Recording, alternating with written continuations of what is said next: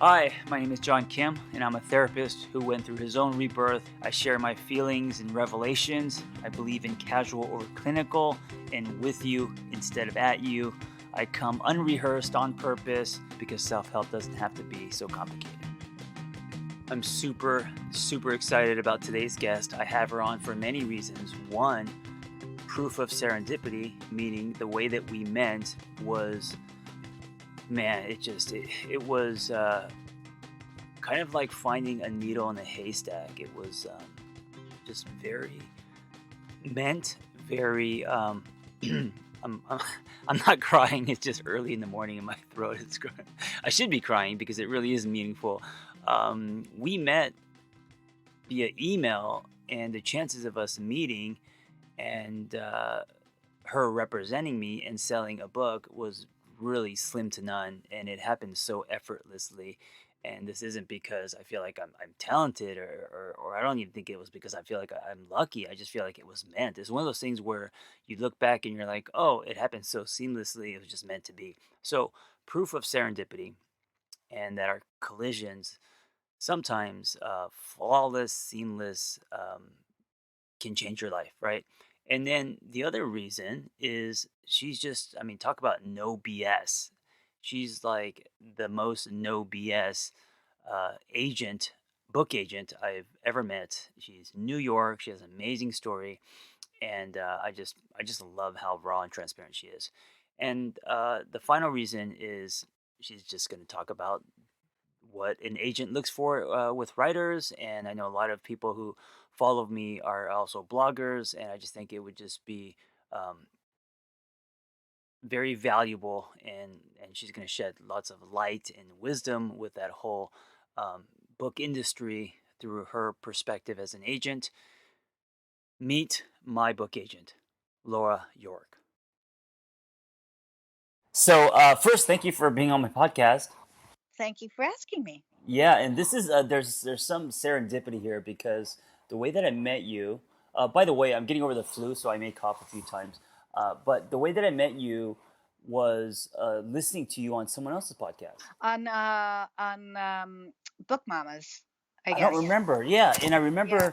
I remember listening to you and thinking, this sounds like an awesome agent. And I remember at the end you were saying for people not to contact you because, in your career, you could count on one hand how many clients you've actually taken from unsolicited, emails and query letters. And so I remember not contacting you for a while, and then after a while, I was like, "Fuck it, I'm just gonna." And I contacted you I'm and a bunch. so glad you did. Yeah, and so that's how we met. And I think a lot of people think that I met you in kind of a conventional way, and it was actually unconventional. It was through the sky. That is, and it's true. I mean, I could count on one hand the amount of people that I represent who I mean, this is very funny. I'm going out with a very big project tonight or tomorrow, and it's the first person that I've actually not cold called, but cold emailed or whatever. Oh wow! I know. And so I was so excited when I got a yes. I'd like to talk to you. I was like, wow, it worked. Yeah, yeah. It's just the universe. Yeah, I agree. It's the world that we live in today, and you just never know, and so you should always try. I think you are completely right about that. And people will say that I'm quite the optimist, and I actually don't think of myself that way one way or another, but I do think that you should always try, and certainly there's no reason not to. I mean, that's crazy. So I am very LA. Grew up in LA. Laura is very New York. It's one of the things I loved about you is you just seem like a no nonsense, no BS, very New York. And New York is predominantly where the book business is, correct? Yes. Yes. I mean, there's some out in your neck of the woods, but most of it is here. Yeah, but I always imagined when I got my book agent, she or he would be in New York, and that's where those are where the big boardrooms are. And so, But isn't it ironic that your publisher is in LA? yeah, yeah, it's just the way the world works. I also think that you have a very personal, interesting story, and that's another reason why I wanted you on my podcast. And we could talk about Yes.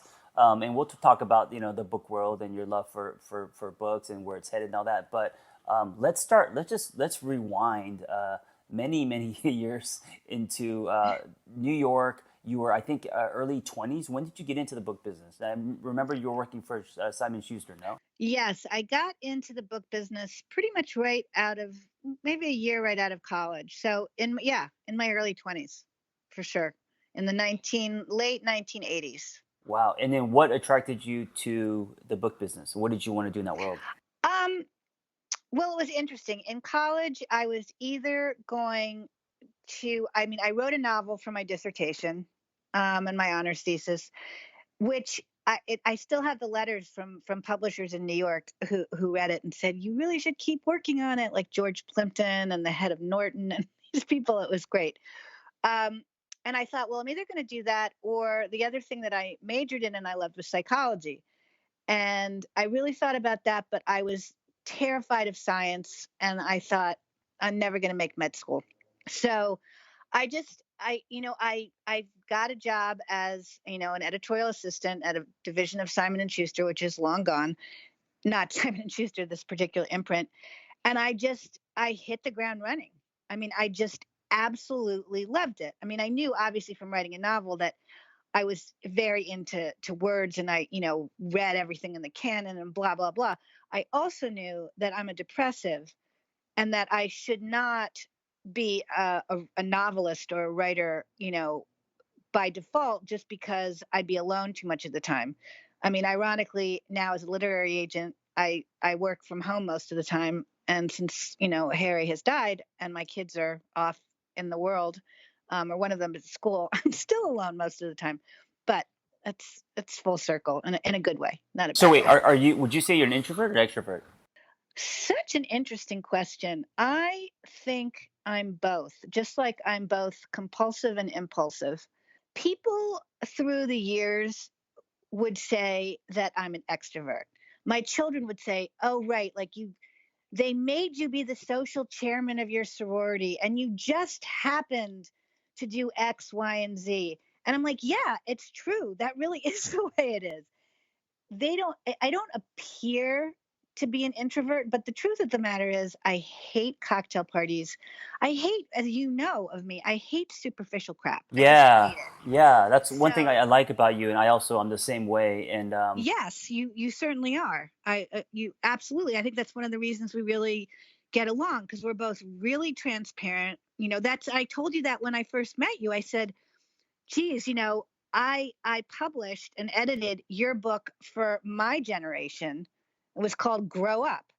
And I said, now it's time for your generation. And it's a totally different, you're changing the game, John. I mean, I said that to you. I was like, you have a new way. Your transparency in therapy or in coaching is so important and so on the mark and so the way things have got to go. Um, and so that's how I am. And I mean, I couldn't tell a lie if I wanted to. And sometimes it would be really nice to, but I can't, I just simply can't. So I don't I mean, maybe that demeanor makes me seem extroverted, but there's a lot of me that does not feel extroverted at all. I mean, and now after I had a horrible accident, I'm half blind. So being in crowds is a nightmare. I can't do that either. So I don't know. I'm both. I think that's what's refreshing is growing up in LA, especially as a screenwriter. Everyone was very fake and phony, and there's a lot of superficial shit. And you just had to play the game. And so Right. when I discovered you, I just love the fact that you were blunt. Yes. My kids that's exactly what they would call me. I was like, really? Is that the way to describe me? Blunt? And May- apparently it is. maybe that was a little too blunt of me to call you blunt. No, no, that's the way we are. But that's very funny. I'll tell them, one of my favorite authors thinks I'm blunt too. You and probably a million of my past and present authors. But there you So, have it. so early 20s, you're at an imprint at Simon and Schuster. You now, I'm assuming, kind of working yourself up the ladder, or what are you doing there? Yes, well, that in itself is an interesting personal story. Is I was working up the ladder, and in fact, I became the youngest editor. I switched divisions and went into Simon and Schuster proper, which is still there. Well, then I went actually first to another division, working for an editor as like as a mid-level editor, working for a senior editor at Simon and Schuster proper. And then we moved to a different imprint. But anyway, when I first went to work for him as an editor, and I was the youngest editor at SNS by over a decade. And so I was, in there buying books and making my way, really working for this other editor. Wait, Like, was so it I was wasn't it like, was it intimidating at that age because everyone's 10 years older than yes, you? yes, it was. I mean, and going into editorial boards as the youngest person, and they'd never let someone like me do that before. So it was very, very new. Like all the editors in there were senior editors. And here I am, an editor, who is helping. I mean, I'm making my way by editing books for this other senior editor who, had so many books and was and a couple of senior editors did have that. They had, a mid-level person working with them. Two people actually. This one person and one other. Um, but I was the only one of us that went to editorial board, and it was wildly intimidating. But the other thing that happened because of that is I would go to sales conference, and I had so many friends, and it was during the heyday of publishing. It was kind of like the last hurrah. It was so much fun. And I mean, John, in those days, I'm talking pre-email. I Right. mean, This is the pre, 80s, right? yeah, Yeah. you would hang out at the Xerox machine until midnight with people's assistants because you would Xerox, X amount of copies of whatever manuscript you wanted to buy, and then you would be giving it to all the editors, right? So, in the process of all of this, the chairman of the company set his sights on me, and he is a horrible, horrible human being, and I should have paid far more attention to Harville Hendricks's books because I quite literally ended up marrying my parents. I mean, quite literally. It was truly pathological. He was 30 years older than me.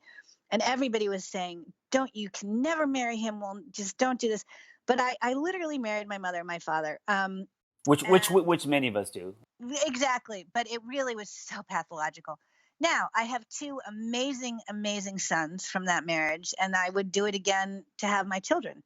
But thank God I also got out of it after 15 years, and I knew that he would try to kill me. And he's done everything in his power. And in fact, as of today, I found out I'm probably going to have to go to court with him yet again for I think the sixth time. I mean, he's 86. It just doesn't stop.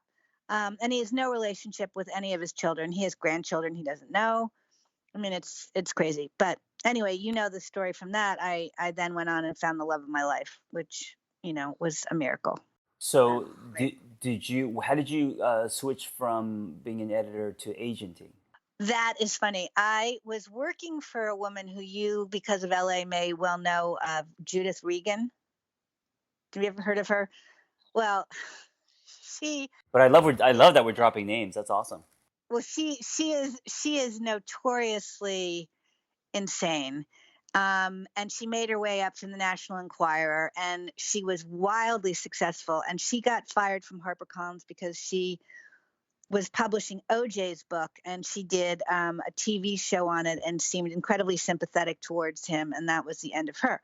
But at any rate, I was working as her editor at large. And I had said going into it, because I had two little kids, and I said, I won't be here every day. My then husband had been fired by Sumner Redstone from Simon and Schuster at that point, and had bought Golden Books, the like Pat the Bunny publisher.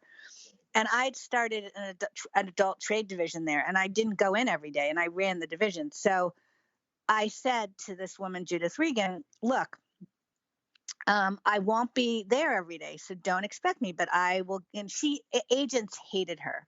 So I was supposed to be, the one who would, because agents liked me, and I'd had a, history. I'd gone from SNS to Putnam, and anyway. So I came to work one day. It was like a man in full Tom Wolfe's book. He was beholden to the bankers and the shareholders. And he came out to the country in a rage, and I was there with the kids. And I came in the next day, and my desk had been moved out of my office and was set up in the hallway. I was like, is she trying to fire me? And so I went down to HR and I just said, look, since I've been here, 13 people have either quit or been fired from either her imprint or her radio show. And she's in default of our contract in like these 5 ways. And I'm not going anywhere until I get out of my contract properly. And so I waited, 4 months. It was crazy. And finally, I said, look, I've been such a lady about this. And everybody was calling to hear the Judith versus Laura story. I mean, everybody. Like Jeanette Walls had a TV show then. Everybody. She And I was said, she was I putting haven't you in said, timeout. It seems like. yeah, no, I just said, look, I haven't talked to anybody, but if I'm not out of this contract by the end of the week, I'm going to talk to everybody. So sure enough, I was out of the contract by the end of the week. So that left me, back to your question, I got out of my contract with her and I was like, okay, I had her during the day and I had him, my husband, my ex-husband, at night. And I was like, what is wrong with this picture? Because they were so similar. And so I just thought, I'm just going to get out of this business. I'm going to get divorced. I'm going to get out of this business. And Carol Mann, whose agency you are a part of now, said to me, look, Laura, you're one of the brightest editors of your generation. And if you just come and do editorial, bring things in, I'll do the business side of it and we'll split commission. And I said, great, sounds great. Wait, is this before And Carol Mann had her agency? no, she had it. She had it. And so she just said, basically, come on board as an agent. And since that was, almost, I don't know, that was like 17 years ago. So since then, obviously, I do the business side too. But I went in that way. And then before I did that, um, my little guy was so little and he was a preemie, thanks to my ex-husband. That's a whole nother story. And so his sensory integration therapist wanted me to write a book with her. And Carol and one of my closest friends, who's an agent, were like, Laura, just shut up and write the book yourself. And I was like, fine. So I wrote that book and McGraw-Hill published it. And then I started agenting for Carol. And I always agented from my home because I wanted to be home when the boys came home from school. Because, even if I was working, mommy was home, And congratulations to you. I can't wait to hear when yours comes around. We're talking quite soon. Yes, Like any 2 weeks. like 2 weeks, any day now. Oh my God, John, you've got to tell me right away. That's so exciting. It might be it might be during this call. We'll see. Oh my God. Well, so much love to you both on that. That's just so exciting. So Anyway, from agenting now, and since then, that was 17 years ago, roughly.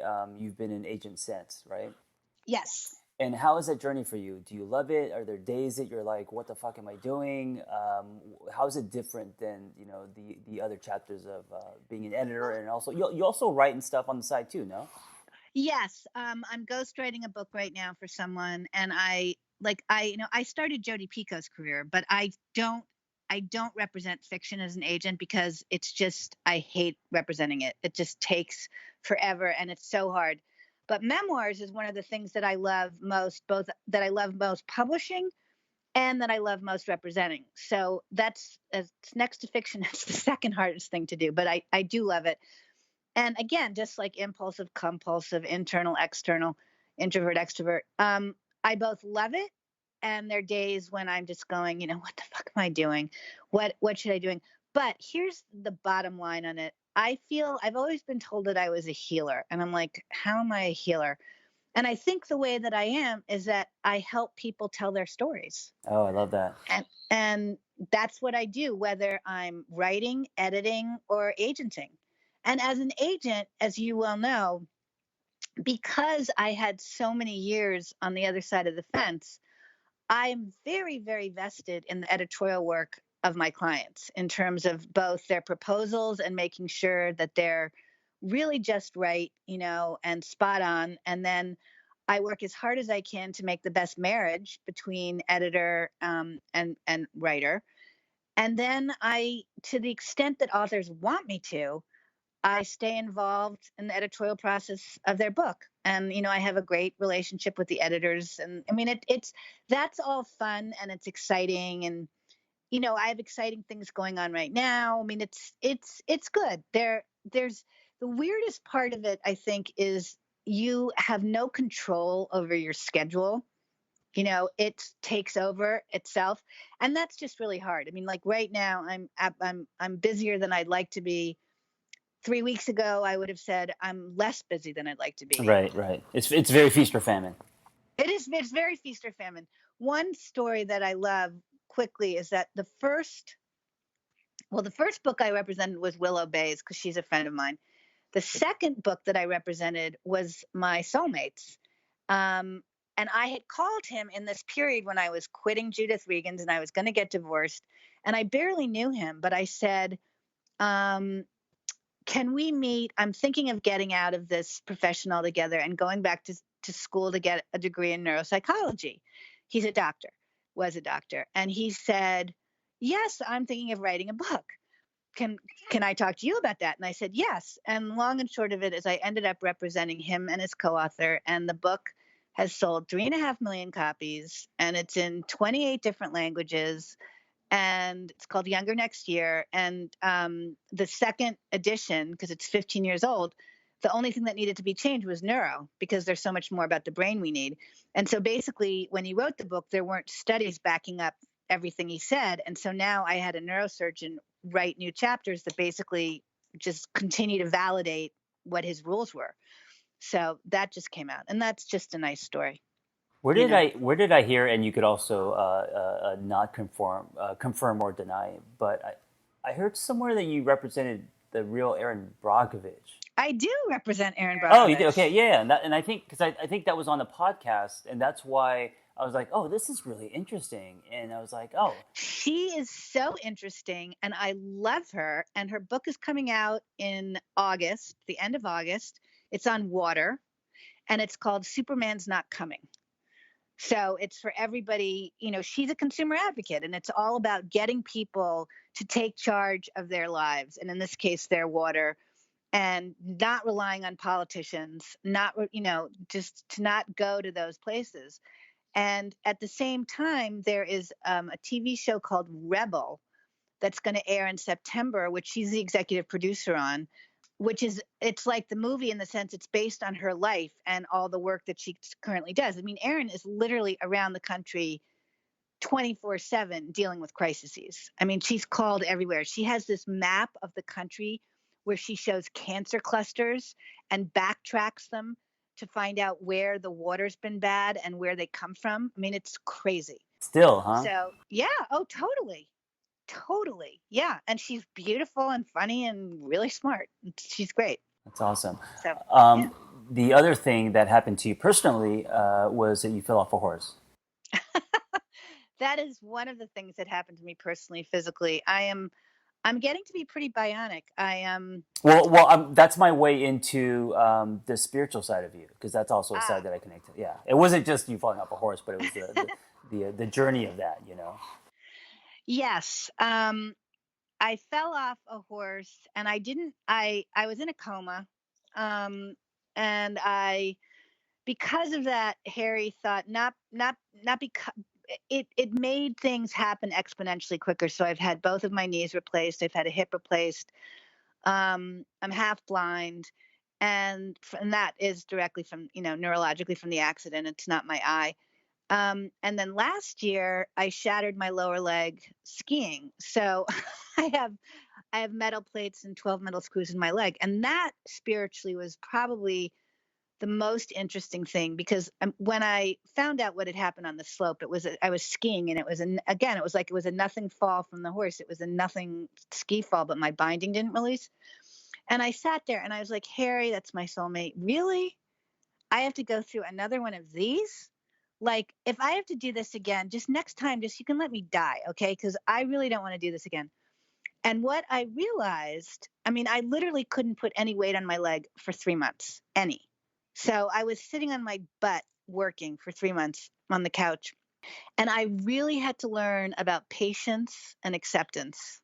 I just think you are nowhere in your life if you can't embrace those things and love yourself while doing so. And I've never been good at that because I was married to who I was married to and had the parents I had. Mm. But my choices are mine, so that becomes irrelevant. You've got to work towards being kind to yourself. And I've always been incredibly empathic. that's just part of who I am, which goes, I don't know if it goes with being incredibly direct and blunt, but it works because I'm also as loyal a friend and a partner as you could ever imagine.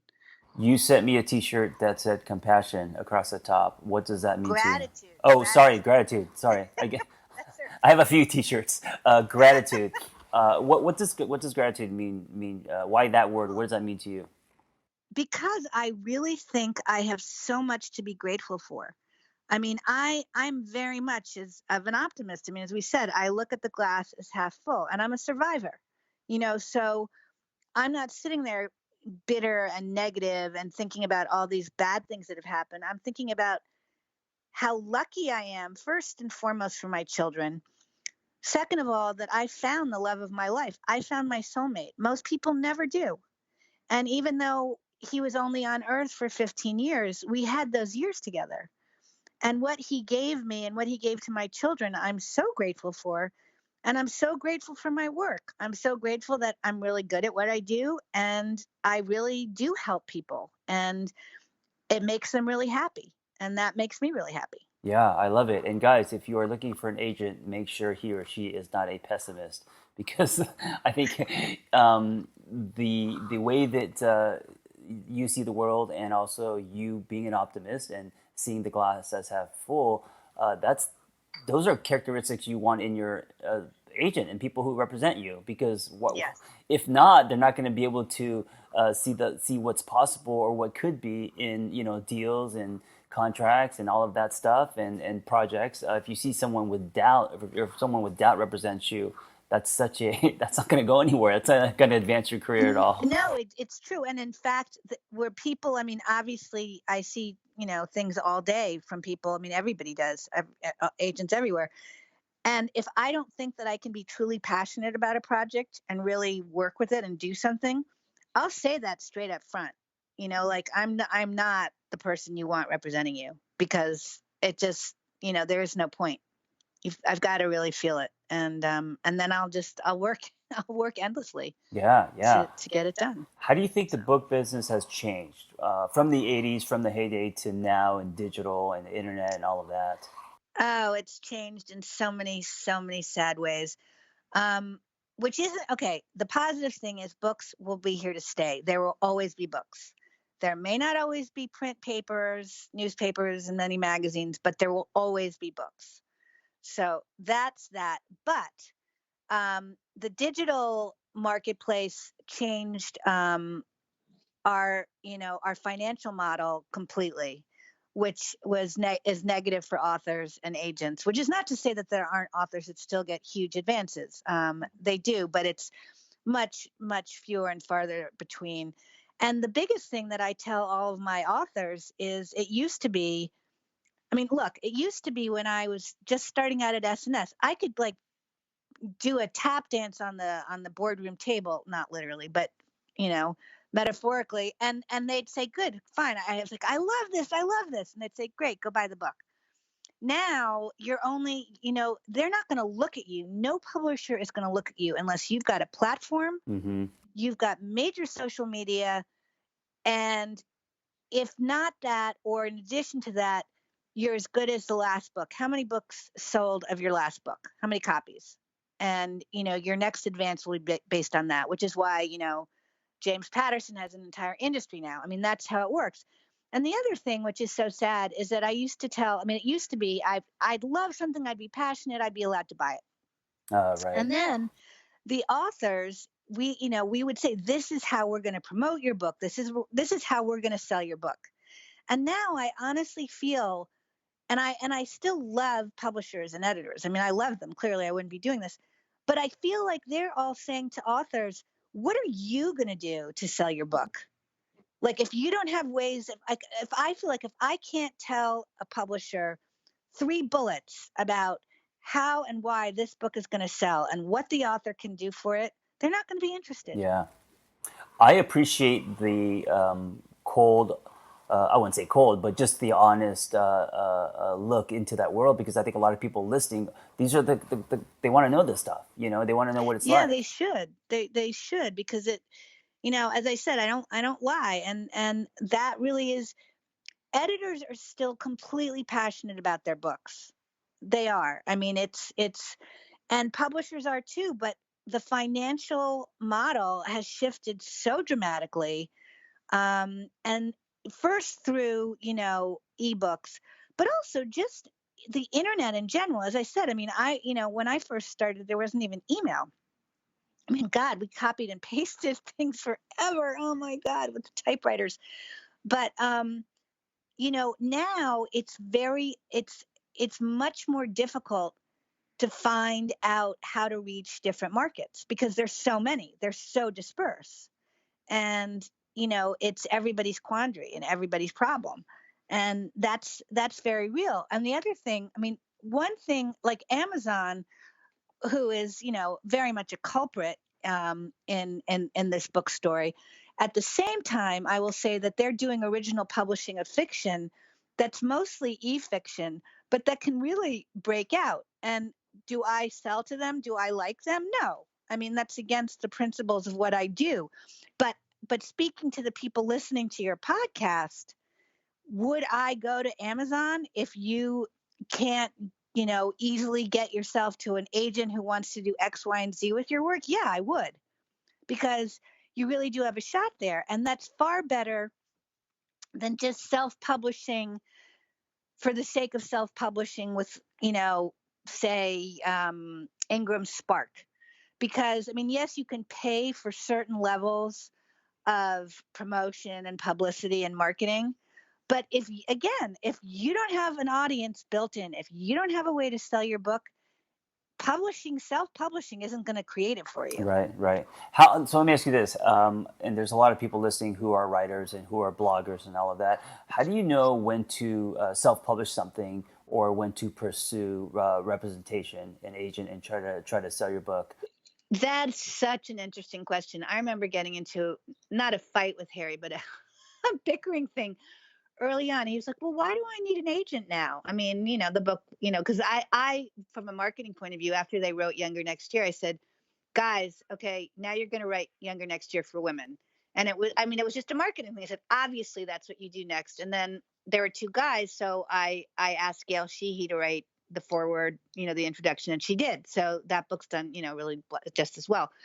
But he said, like, why do I need one? And I got so mad at him. And I said, because it's a relationship business, which it is, I mean, so if and I have this conversation with different people, not a lot, but it is a good question to ask, because if in fact you have a built-in audience and you know the size of it and you know that you can reach them, then if you self-publish, you will make a lot more money. I mean, I know people on social media who make 10 grand a month just on one book through self-publishing. Well, exactly. So that's, I mean, if you've got the audience and you don't care about having, the Simon and Schusters of the world, on your spine, then that is the thing to do. And one of the things that I've always been very interested in about publishers is I've never understood why we haven't gone more in the direction of having traditional imprints whose financial model mirrors self-publishing more. There was one imprint at HarperCollins that did that for a nanosecond, and then it folded, along with a number of imprints there at the same time. But meaning, instead of giving authors a big advance, why not give them a small advance up front, but give them a much, much bigger stake in their royalties? I mean, to me, that just seems like it's like stupid for publishers not to do that. I don't understand how that's not a win-win for everybody. Well, they make less money. That's why. Yes, but they also they're doling out a lot less money. So, but I mean, I would imagine, John, that there are people at all of those places, all of the big five, who've sat there with their P&Ls and have thought about this endlessly. And you're right. I mean, at the end of the day, there must be some formula that says we're still going to make more money if we do it traditionally. I mean, I have to think, because otherwise. But I think for me the answer, one of my go-to is if you just want to focus on money, and yes, you need a big platform and you need to be able to convert followers and all that, then yes, you can self-publish. You have full control of that, and you make most of the book's profit. But if you want to use the book as a ticket onto couches, talk shows, use the yeah, if you want. yeah, I guess like it's a street relationship business. cred. There you Yeah, go. if you want to Yeah, build you relationships. you need the contacts of your publisher. And also you would say in your case, which I love, and again, this makes me know that I've done a good job, is you and your editor love each other. Yeah, Hillary's I amazing. mean, She's and going to be on you my have a podcast. great time. Yeah, and by the way, she's pretty much the first. Although I mean, technically she's a second, but she's one of the first when it comes to the heavy hitters. Harper One being the imprint of HarperCollins, working in with that size of a company. My first editor, and it's been so easy that, and I'm not just saying that because I'm we're just mentioning her name. It's been so easy that I don't know what it feels like to have a difficult Well, process. and John, I don't think you ever will, because we went around town, we talked to a bunch of people, you spent time, and that's part of what I do with someone who has your potential is, I try and make sure that we get the right fit. And you are such an easy, I mean, I'm talking as Hillary now, you're such an easy author to work with. I mean, you're so fast, you're so clean, you're so good. So you make her life easy. And, I mean, didn't she accept Symbol, Yeah, the next book? yeah, yeah. Yeah. I mean, I come on. mean, I mean, That's crazy. I thought that when you write books, you go through multiple drafts, and it takes half a Most year, people do. and Most people do. I That's what I'm just saying. I just turn in one or two drafts. It's like, all right, we're printing it, we're ready. And I'm like, oh, okay, awesome. But This is too that's easy. so rare. That for all your audience out there, that's very rare. That doesn't happen. And I mean, for people that are writing biographies, they'll have a 1-year contract or a 2-year contract, and all of a sudden we're getting amendments for another three or four more years, please. Or, I mean, and that's just because of the research they have to do. But I mean, I had an author today who was just like, my deadline was February 1st, but I really need another couple months. And I'm like, that's not a problem. That's not a big deal. When it starts getting into, I need another year, and that was completely unexpected, and that happens towards the end of the deadline, that can be a problem. And it can be a real problem.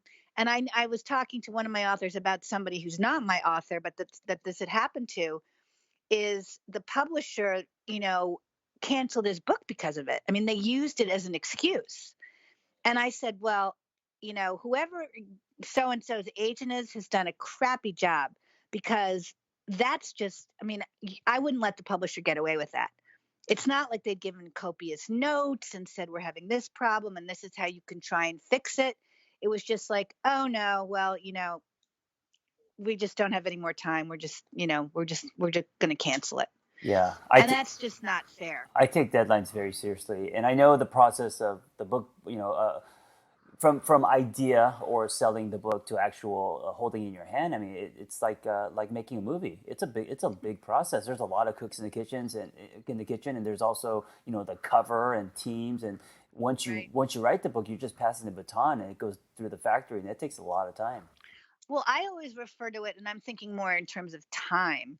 For a standard book, it's like having a baby.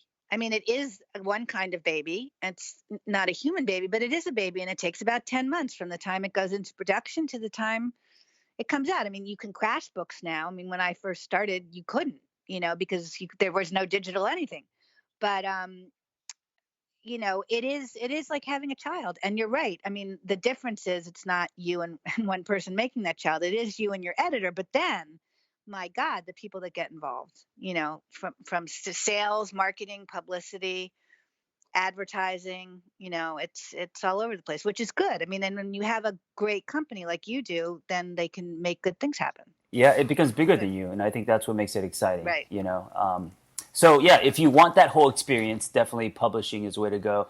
Right. If you have a huge social media audience and you can convert and you just want to make money, then Exactly. self publishing is well, not only make money, but if you want full control, of course, then that's self Yeah, but publishing. it really is. It's like, I mean, Soul Cycle, they were going to do a book, and it's a long story. They didn't, but I mean, they could have self-published and just sold the book in all of their Soul Cycle, and they could have done. They chose not to do that, but they could have. I mean, that's an example, but that's not what they wanted. And anyway, it ended up not happening. Yeah, it But depends on what your goals are. yep, So, yep. what do you think about the explosion of self-help books? I think that you're at the forefront of that, and I think that it had to change, and it was time. Because I mean, I published so many of them, and then that whole industry just kind of died. It just sort of dried up. And I think it's come back because of transparency and because they're hybrid memoirs now. They're different ways of looking at self help. I mean, even Younger Next Year, it's not a self help book in that it's not one prescription after the next. There are Harry's rules, but it's a narrative, and it's written by a doctor and a patient. And that's the way that books are written now, and the way that self-help is written has totally changed the game. I agree, and it's also what's happening, as far as life coaching and therapists and just the wellness in general. The tone has Yeah, changed. Where I think in the '80s it was people coming at you, and now it's people coming with you. exactly. Very well said. Exactly. Yes. And that's what you'd think people would want, and they do, as it turns out. So Yeah, and maybe that's why my email captured your eye. You saw this Korean therapist being vulnerable. no, it totally was. I mean, everything about you, I was like, wow, this is for me. And maybe you weren't the first, but for me, you really were. And I was like, this is brand new. This is a total change in the zeitgeist. This is the way things are going to go. And I want this guy to be on my team. Well, thank you for answering that email. It was it was, Thank you for sending it. it was the first domino in man, just so many new experiences on my journey. Yeah, and also just even the experience of coming to New York and going to those pitch meetings with you. I Right. mean, all that was so exciting.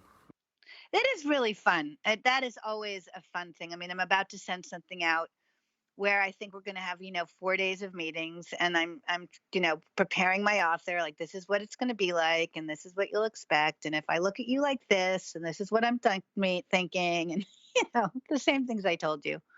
So, So what do you look for in an author? I think it's not the first thing I look for in them, but the first thing that comes to mind is somebody who's not going, I want to be published by so and so or so and so. That I'm just not interested in. I want to help someone who has a message they feel passionate about. And they need to be open to me helping them structure their work or help them. Obviously, I look for someone who has a very important message, and usually those are social messages, or meaning not social media, but like, in terms of social good, social worth, psychology, neuropsychology, neurology, um, memoir. Again, as I said, I mean, the only thing that I don't do is, in terms of nonfiction, really, is politics. I don't feel that I'm educated enough. And really, my life, I'm a dilettante. I know, I mean, a little bit about a lot of different things. And that's what my job does. It's a constant education. So I look for me. So I look for people that I can communicate well with, who have a message that I find really important in whatever way that it is, and that I can feel that I can really help. And obviously, somebody who is a bad writer, I can't help. I mean, that goes without saying. Well, do you think good writers are born, or do you think writing is something, a craft that can be learned? Well, I think you're born with your voice, and I think that your writing extends from your voice. It is your voice. You can learn how to work with it and make it better, for sure. But if you don't have, an initial voice that's a strong voice, you're going to be in trouble. And look, there are definitely times, many times, when I found somebody whose idea is wonderful, but who really can't write. And I'll say, I think this is a really worthy project, but you need to have a writer. Hmm. And sometimes that happens, sometimes it doesn't. Just depends on what they want. What is next for Laura Yorke? I don't know, John. I really don't know. On purpose, you don't It's a know. You don't want to No, know. I know. I seriously don't. I wish I did, but like I'm just trying. I'm literally just trying to be present and go. It's all good, It's all good, and I don't know. I suspect quite a lot of stuff is up this year. I have a feeling that this is going to be a very meaningful year. I don't know what that means. Do I you literally don't. do you see yourself in the book business? I mean, this is Oh, it. sure. No, I mean, I have two major books, Erin's being one of them, that are coming out in the fall. I have three major books that I'm selling right now, and then a book that I'm ghostwriting right now, and a lot of other things I'm selling. I mean, it's no. I think in the industry wide, I think it's going to be a very big year for me, which is exciting. Yeah, I mean that's fun. That's really nice. And in terms of the rest of my life, who knows? My youngest son's graduating from college, so that will be happening. I'm going to Peru in June with Alberto Vieldo, who you may know. He started the Light Body School, and he is a shaman. And I'm going to Peru with him and probably 100 other people to spend 6 days with the Peruvian shamans. Oh, that's amazing. Yeah, I'm really, and so I'm going to be learning a lot about more than I know about energy work, and taking some courses in energy work. So that's going to be added to my plate. Yeah, I love that because when you think about an agent, you think a lot of left brain, you think a lot of skimming contracts and deals. But the way that you live your life is not just that, but it's very three dimensional. I mean, doing energy work and hanging out with shamans and all of that. So Yeah, I the thing that I like least about my job, I mean, by far the least, is negotiating deals. I mean, it's just not, I mean, whereas like Carol, man, that's her favorite thing to do. And one of the things that have made us such a great team for all these years is my editorial input, because that's what I'm interested in. Editing is my passion. Always will be. Deal making is not. I do it well, and I'm glad that I've learned to be able to do that. But you know, it's not what lights a fire under me. You know, how long you've been in New York in your entire life, pretty much, right? entire life, born and raised. Yep. And so this is the other thing that we kind of have in common, but don't, is I've been in LA my entire life. And I'm very LA, you're very New York. And what's happening is there's a lot of people leaving New York, and I think it's a generational thing, and they're all coming to LA, and it's making the cost of living horrific and the traffic crazy. And I feel I'm like sorry.